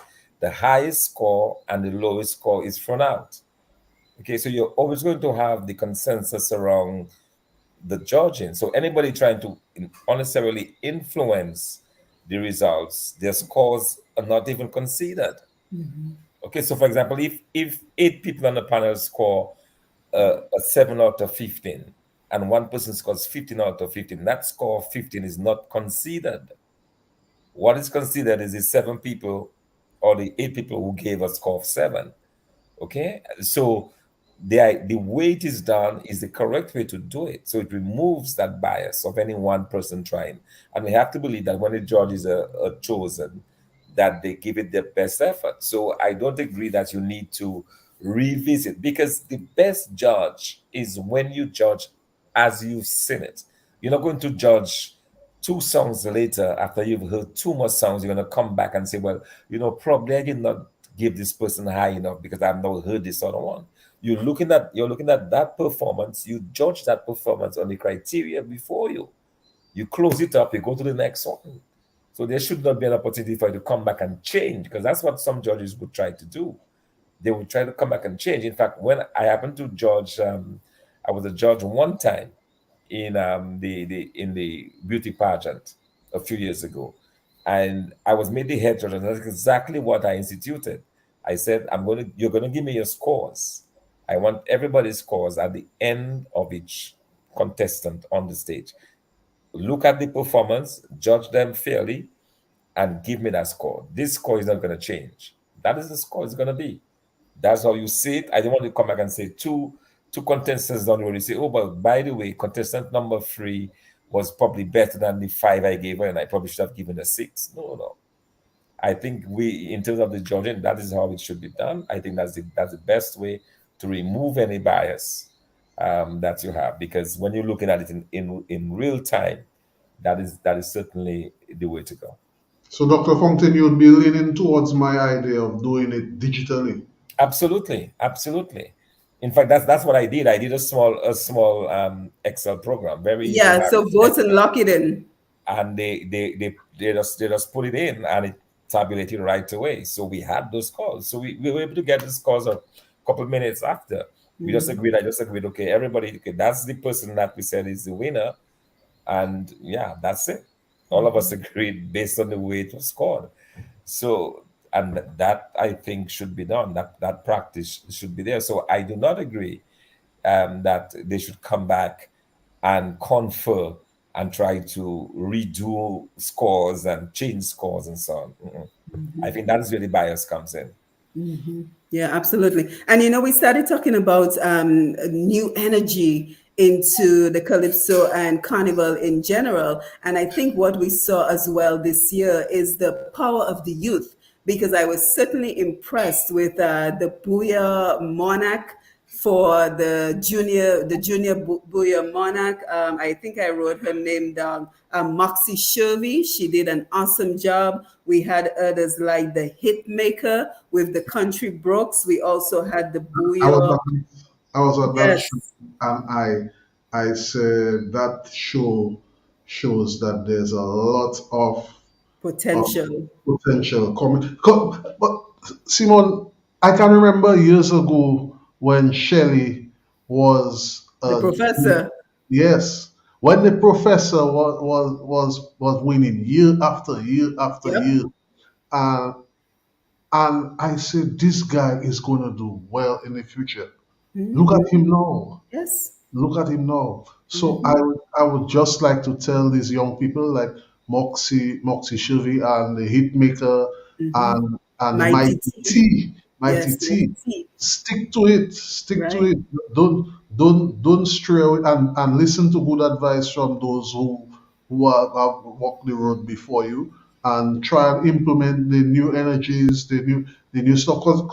Because when you look at Shelley and his contribution towards the carnival product. You look at Signal Band and their Fantasy Tribe, their Hmm. Illumination product. That is significant, you know. The Hmm. persons who are taking part in a lot of those activities were were not largely foreign. And that goes back to what Thaddeus was saying earlier on that the Calypso Association need to look at doing more stuff online.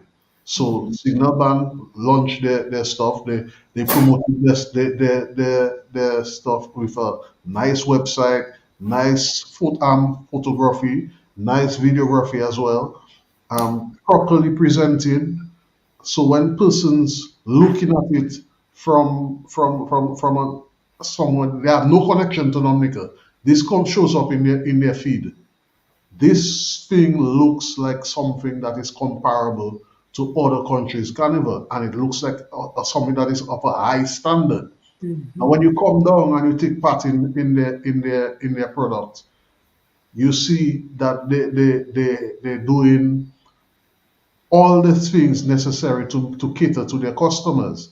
I mean, yes, you will find hiccups here and there, and that is natural, but largely you see the fact that Shelley is and Angelani, who are the guys pushing the signal ban, you can see that these guys are trained and implementing what they have learned in their studies Hmm. in in the product that they're doing. So no longer you can look at a musician as someone who doesn't do well for himself academically.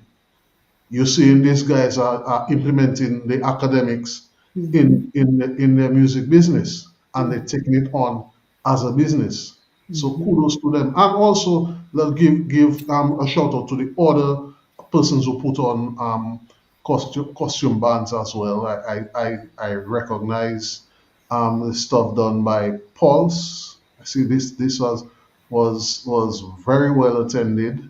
And I saw the one that Dr. Fountain was in as well.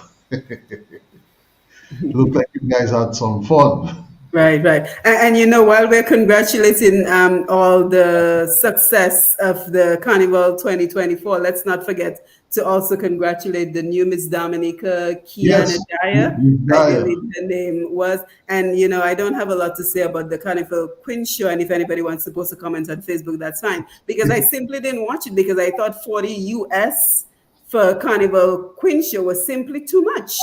So that is 106 EC, and on the ground for the ticket, the VIP ticket was $100. So why are we being asked to pay 106 EC 40 US for the So how Carnival much? Queen How Show? much was it in the US? $40, 45. 40 US, and last year it was 30 US. So I said no, there's no way that I'm gonna pay 40 US to watch Carnival Queen Show. But I still wanted to congratulate Kiana Dyer for becoming Very splendid Miss on the Boa Dominica. Boa. Very Yes, splendid on the Boa Boa. That's a very yes. nice stuff to incorporate in the production, Hmm. and it comes back to a lot of the things we've been talking about earlier, and the youth bringing in the Yes. energies into these productions. We can also look at you're speaking with online. Something that I noticed, for example, with the Calypso show, say the Queen show, there are all these companies who are who are allowed to come in, and everybody has a camera, and everybody is doing their own streaming for the pay-per-view, which is good, by the way. But probably what can be done to make it better for both the patrons and the persons who are viewing online is, for example, the Calypso Association put on the finals, and DFC put on the Queen show. Probably they can look at contracting one company to do the videography for the show and provide links to the different persons who you want to do the pay-per-view. So whether you're using DBS or Comsi TV or the what's your one of Chad? More visuals, Vibian. IBM. You want to use any one of those to do the live stream or carry any one of them. You have your link provided to them. You give them the stream key and allow them to sell it, because each of them have their fan base, and obviously you want to maximize the potential. So now you cut down the amount of work people you have doing work in the venue. You have more space for everybody to work. Persons are not working in front of each other. Your patrons can see more. You And have then less. you get a more quality product. The quality Right. of the product is Right, good across all right. platforms, because And also, there were a lot of and, complaints. and also, everybody sees the same thing. Same thing, yes, yes. Everybody sees the same thing. Because if you look at the international shows, if you look at the big shows that are done all overseas, it's one company It's one feed, yeah. doing the production, and different companies. CNN will get a copy of that feed. If you look at the swearing of the president, for example, everybody gets a copy of that feed, and they add they augment it for the audience. Whether you Yeah. have to put your commentary over it, or your logos, or whatever it is, but it makes the product better. You see, but and I will tell you as well, Carlos. In addition to that, there were lots of complaints from persons who bought pay-per-view, and then the stream broke down. You would also take care of that, because the Wow. person that has this, or just the link, doesn't have to be in the stadium. Actively They can be home, where involved they in can the same. hook So up now to a hotline. They DFC get a don't have to better. wait to get the Mm, money from these companies and the reports and whatever. They don't have to mhm, do that. They can manage it themselves, and just themselves. Mhm. and just share the link with the persons who they want Right. to.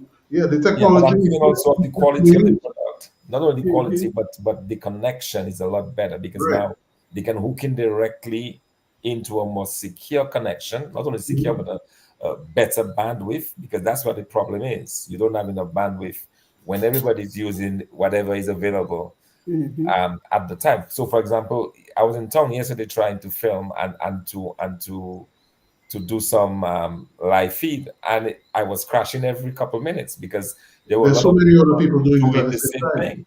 I Yeah. just left the town and I went up by the stadium, and I could live stream forever. Because just not concentrate. So the same thing happens if you have a lot of people trying to use data from the stadium at the same time. It reduces the quality of the viewing, and people were complaining. So the way you take care of that is what I said. I'm one person who's Mhm. set up, who have the connection in the stadium, and the Mhm. other providers, they stay in their own places, Yep. and they just use the link and they send it out and broadcast it, and everybody get a good quality stream.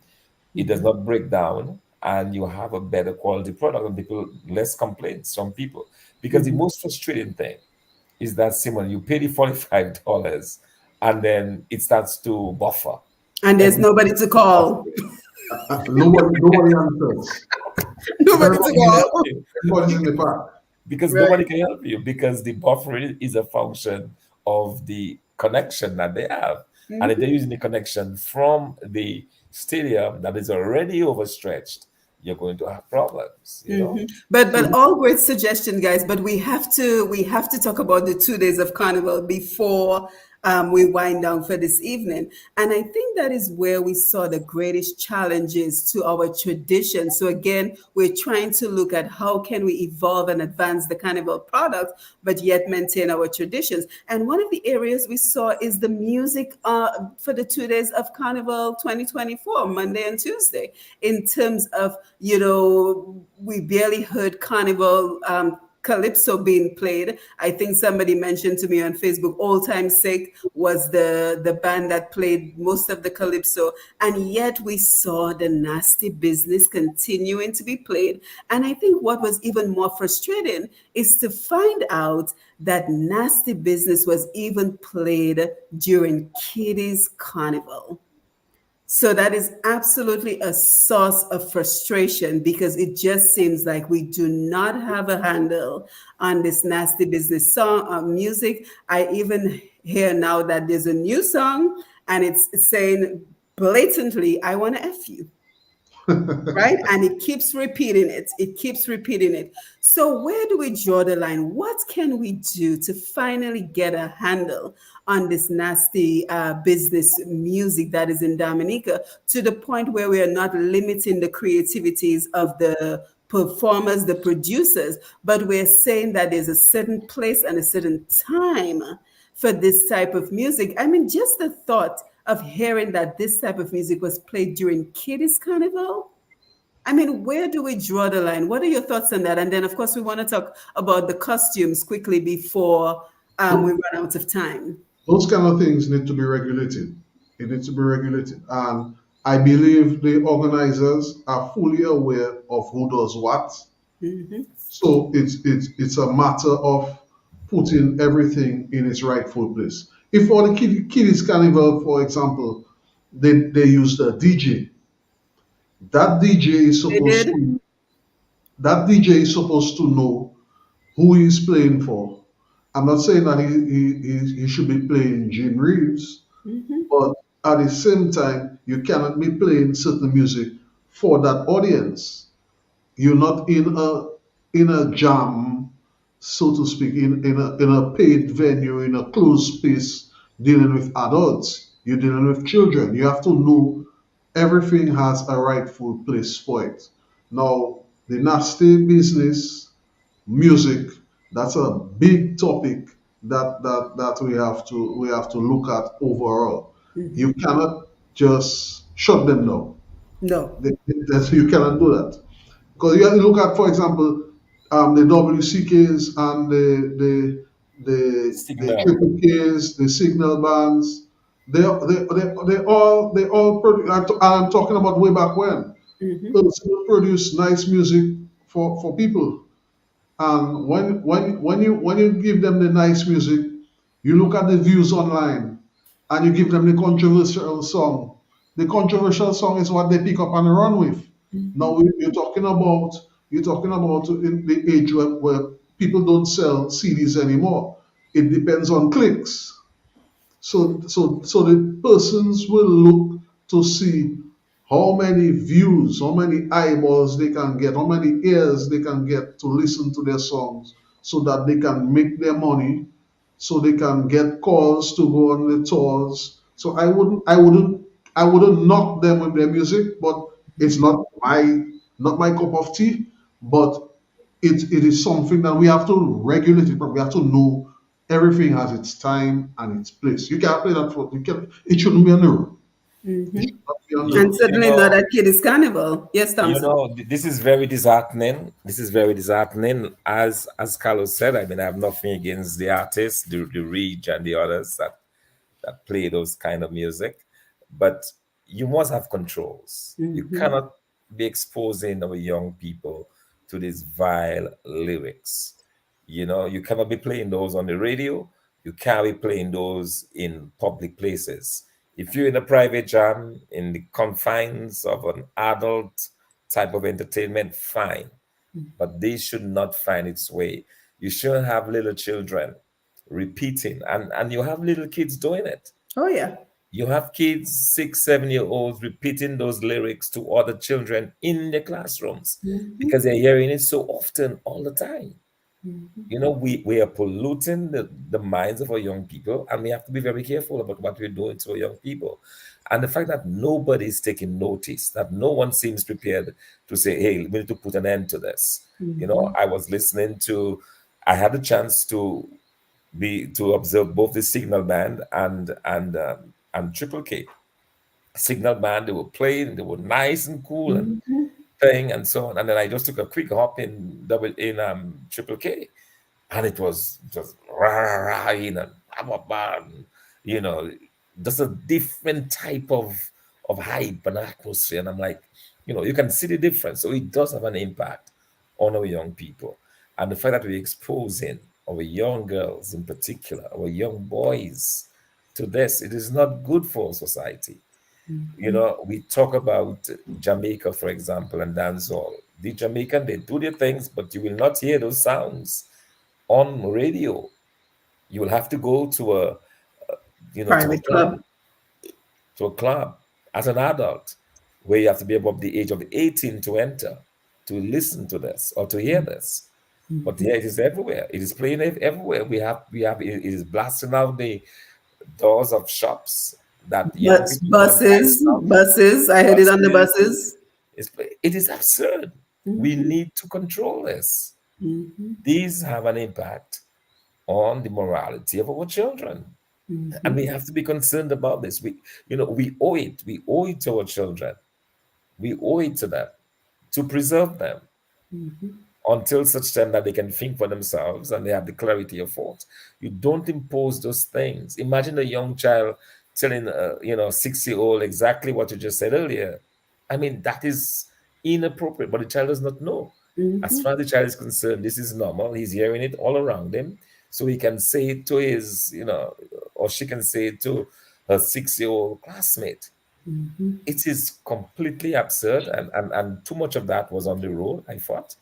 And I heard it in the Amnesia band last night, and I was like, "What is going on? Where's the calypso? Calypso is completely squeezed out the window, and calypso should be front and center of our carnival activities. It really Mhm. has to be.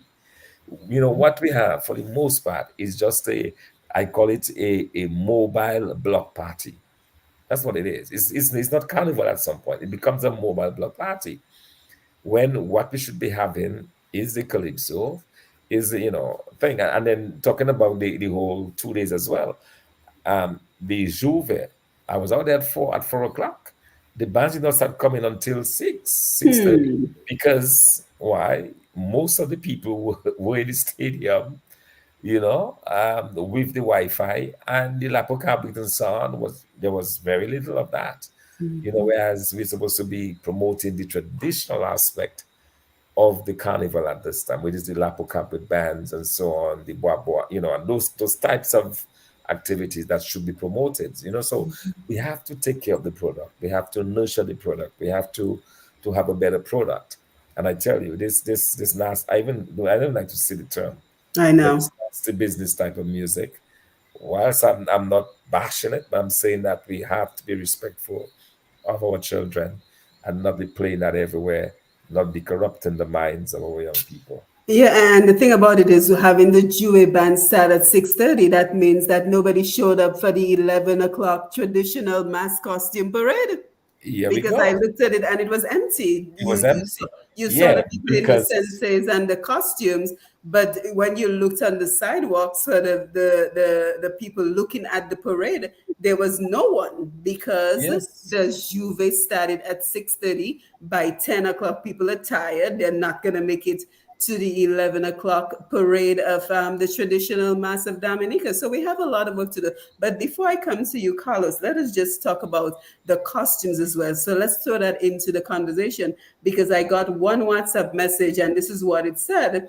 Traditional carnival outfits were out the window replaced by skimpy Trinidad and Rio outfits instead. So that was one of the views that were shared with me via WhatsApp. But I have to give some credit. I believe one of the bands, I'm not sure which one of it, but you could tell there was a concerted effort made to have costumes that were a little bit more conservative, a little bit more covered. But there was still the other bands where you saw the feathers and strings. That's what we're calling it these days. The costume is pretty much feathers and strings, and not everybody can fit into feathers and strings. So And what do you not everybody should fit into feathers and strings. so just your thoughts, Carlos, as I come to you concerning the music, the costumes, what we saw in terms of Carnival Monday and Tuesday before we wind down the program. I like we were talking about the music. All those things have their people. So I wouldn't cry down persons who choose to spend their money, significant sums sometimes, to wear their feathers and strings. However, I would also like to see more encouragement to the traditional forms. For example, in St. Joseph, are you aware that there's a Sensei house? Nope. There's a Sensei house, and that is the area that guys go to dress and put on their Sensei. And sometimes, and it's amazing, I was down there. I was down there sometime. St. Joe, you see persons coming on the road with their Sensei. Sometimes all Independence time. A Grand Bay is also alive and well. So probably we need to look at getting, and the younger persons are involved in that. Look at getting the traditions get more involvement, so it could come into the city. So if not that you want to take the guys who are reveling in the country areas away from their areas, but to find some a way to influence it into the city culture. Yes. Yeah, Because and also I, let us I talk. Yeah, go ahead, Thompson. yes, but I want to make a quick comment. I personally saw more feathers than strings. Uh, but I must tell you that I liked the costumes in a sense that I thought that they were very creative. For a lot of creativity went into it. The vibrancy, the color.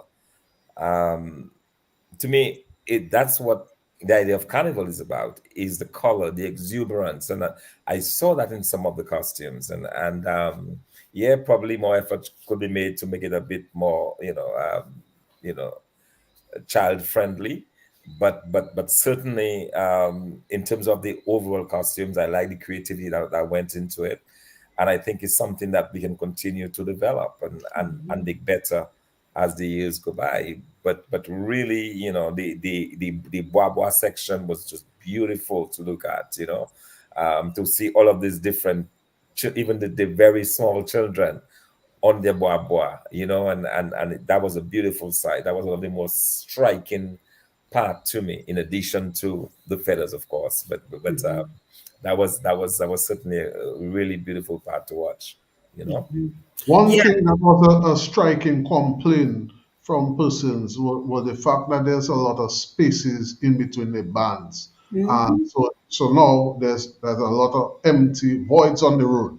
Now when you have persons doing live streams and so on of the product, and people overseas looking at that, it doesn't look good. Possibly what can be looked at, I think, well, rest his soul, this is Alwyn, DJ Bullet of Club DVD. When I remember a couple years ago, they did truck, a remote truck. So the band will be playing on Kennedy Avenue, and on the David Charles Boulevard, there's another truck with an entire full system set up, but no band there. With basically hi-fi, but the live music of the band being played at that location. Persons following it, same thing. So all of that would, these are areas you can look at enhancing the carnival product. I also noticed, which is a good thing, that the guys set up VIPs on the road with additional trucks and cooking live on the road and toilets and all those. It's all of that is good for the product. You add value to the product. And then also from a public standpoint as well, we need those toilets that were I at was the back about to say that. and we need many more of those around Mhm. Roseau. I think it is about time, I mean, people come there for the entire day and they have no place to go but on the streets of Roseau. That is horrible, and that can be taken care of simply by having those, More you plan portable. for it. You Portable put those toilets. portables in place so people can have some decency. And especially, see, when we've been talking about promoting this and getting tourists, imagine if we have hundreds and thousands of tourists coming into Roseau for the day to look at the parade and even to participate in Carnival. And then, I mean, Dominicans are probably accustomed to it, but to think Yep. of the inconvenience for our visitors. But even for ourselves, we should do it for ourselves. And really, I think that we need to take care of this. This is something that year after year we talk about and nothing is done about it. How difficult could it be? That has to be part of the cost of Carnival. The public convenience part of it. It has to be a part of the thinking. It has to be a part of the organization. Yeah, well, thank you, Dr. Fontaine and Carlos Charles. Thank you for being here for your wonderful contributions. I think we had a very balanced conversation as we look to dissect Carnival 2024. And, I think Colin Bully said it the best. This has to go beyond just pulling down the curtains for Carnival. Today's Ash Wednesday, we pull down the curtains and we say, Bal fini, viola sac until next year. It has to be a year round. It has to be year-round preparation, year-round promotion of the Carnival product as well. So I want to thank you for being here. I want to thank the audience for joining us. We have Chiquito Thomas who says, I agree with you guys. You can make two versions of the same song. Sandra Norris, great to see you. Alvin Thomas, the whole reorganizing of the Carnival has to be revisited.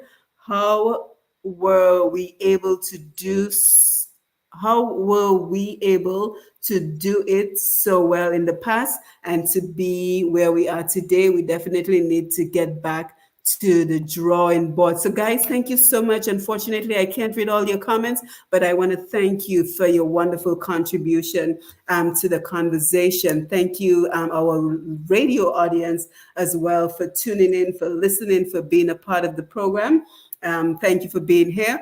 We will be back February 28th with another engaging program. As you know, this is our number one program for promoting the people, products, and the events that advance Dominica. So I just want to thank everyone who makes the program possible. So again, happy Valentine's Day to you. Happy Ash Wednesday. I hope that we can continue to have these conversations as we look forward to advancing Dominica. Don't forget, follow Push Past 10 and Q95 FM radio on Facebook, and keep it locked to Q95da.com for all the best in programming. I always look forward to hearing from you. So if you too have a way that you are promoting and advancing Dominica, I certainly want to hear from you. You can reach me at pushpast10@gmail.com. So again, pushpast10@gmail.com. And with that, we say good evening. I'm not sure if you guys have any final thoughts you wanted to share, but I want to thank you again for joining us last minute and for being a part of this wonderful conversation. So with that, we say good evening. Have a restful evening and a productive rest of your week. Thank you, Carlos. Thank you, Thompson. Thank you, Lambi. And have a wonderful night. Thank Take you. care. Nice to hear. Thank you. Bye-bye. You can log off now.